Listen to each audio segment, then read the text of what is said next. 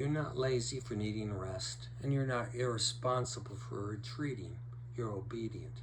Because the truth is, it doesn't all rest on your shoulders.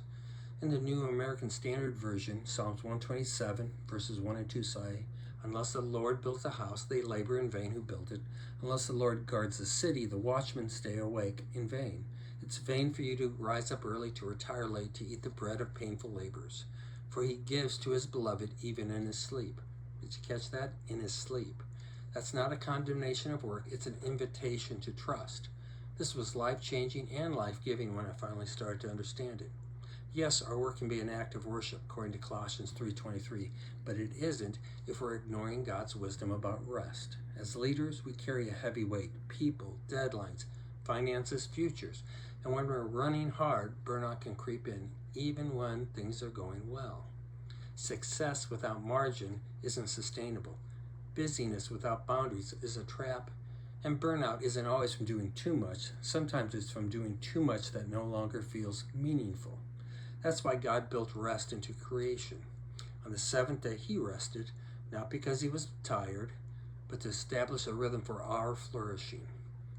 And when he brought his people out of slavery in Egypt, he gave them the Sabbath, not as a burden, but as a blessing. A day to worship, recognizing God's character, reflection, remembering God's provision, and submission, trusting his grace.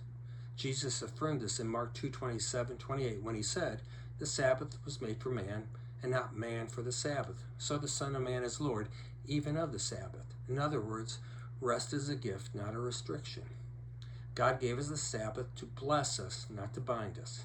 It's how we recenter our lives on the Lord of the work, not just the work of the Lord. And here's the leadership truth. If we don't rest, our teams won't either.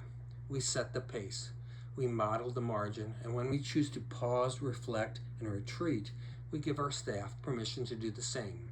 Rest isn't just personal, it's cultural. And a burned out leader often creates a burned out organization.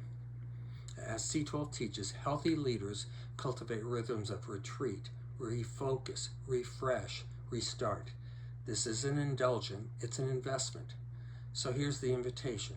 Take a Sabbath, schedule a retreat, not because the work is done, but because you trust the one who never sleeps. Let your team see you cease striving. Let them learn that rest is sacred. Let them see that you lead with wisdom, not just hustle.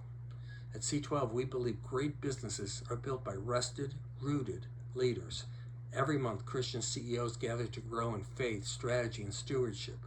Want to lead from a place of peace, not pressure?